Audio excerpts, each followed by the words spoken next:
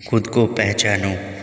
एक वक्त की बात है, शेरनी ने जंगल में एक बच्चे को जन्म दिया और जन्म देते ही वह उसी जगह पर मर गई।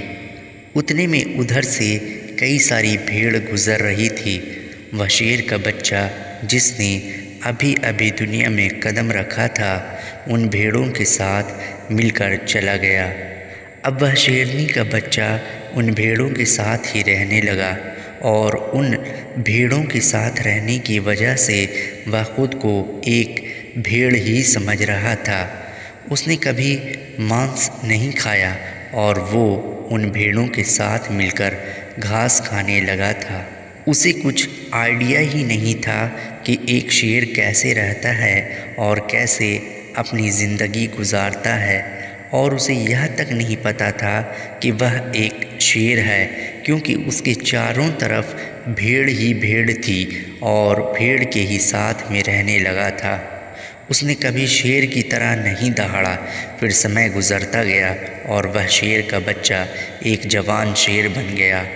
वह भेड़ों के झुंड में बिल्कुल अलग ही दिख रहा था, लेकिन भेड़ों के साथ रहकर भेड़ों को उसकी आदत हो गई। एक दिन एक बूढ़े शेर ने उन भेड़ों के झुंड पर हमला कर दिया। जब उस बूढ़े शेर ने भेड़ों के झुंड में उस जवान शेर को देखा तो वह हैरान हो गया। उसे अपनी आंखों पर विश्वास नहीं हो रहा था। उसने देखा कि एक जवान शेर भेड़ों के साथ घूम रहा है। उसने पहले कभी ऐसा नहीं देखा था। वह भूल गया कि वह वहाँ पर भेड़ों को पकड़ने आया था। उसने सोचा कि वह शेर से बात करेगा और पूछेगा कि यह सब क्या हो रहा है। उस बूढ़े शेर ने भेड़ों के झुंड पर फिर से हमला किया उस शेर को पकड़ने के लिए।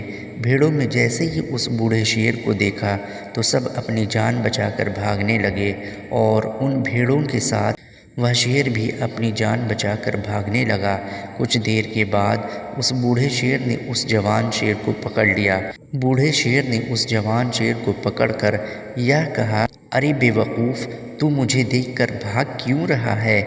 जवान शेर ने रोते हुए कहा, प्लीज़ मुझे छोड़ दो, मैं एक साधारण सा भेड़ हूँ, मुझे जाने दो।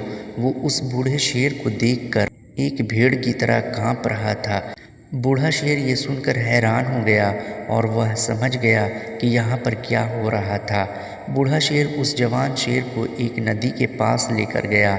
यह शेर वहाँ से भागने की कोशिश कर रहा था, लेकिन बूढ़े शेर ने उसको नदी की तरफ धकेलते हुए कहा कि अपने आप को इस पानी में देख। नदी का पानी पूरी तरह से शांत था। बूढ़े शेर ने जवान शेर को कहा कि अपने चेहरे को इस नदी में देखो और फिर मेरे चेहरे को देखो। अपनी बॉडी को नदी में देखो और फिर मेरी बॉडी को देखो। उस जवान शेर ने डरते हुए अपना चेहरा नदी में देखा और जैसे ही उसने अपना चेहरा नदी में देखा तो हैरान हो गया। उसने देखा कि वह एक भेड़ की तरह नहीं बल्कि एक शेर की तरह दिखता है। वह रियलिटी को समझ गया कि वह एक भेड़ नहीं बल्कि एक शेर है और एक सेकंड के अंदर ही उसने एक शेर की तरह दहाड़ा। उसकी दहाड़ को सुनकर पूरा जंगल कांप गया। उसने अपने आप को पहचान लिया, अपनी पावर्स को पहचान लिया और तभी उसने अपने आप में एक ऐसी एनर्जी महसूस की जो उसने आज से पहले कभी नहीं की थी। फिर उसने सोचा कि एक भेड़ की तरह जीना रियलिटी नहीं थी, वह सिर्फ एक मेंटली कॉन्सेप्ट था, पर अब वो रियलिटी को जान चुका था।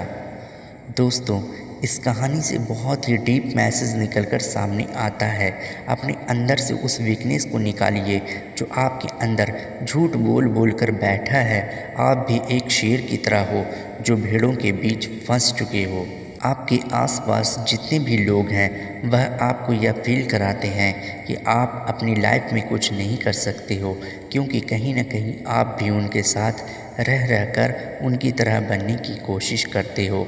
आपको इस भीड़ से अलग खड़े रहना है और अपनी पोटेंशियल, अपनी पावर्स और अपनी एबिलिटी को पहचानना है। और जिस दिन आप अपनी पावर्स और अपनी एबिलिटी को पहचान लोगे उस शेर की तरह, तब आपको दहाड़ने से कोई भी नहीं रोक पाएगा।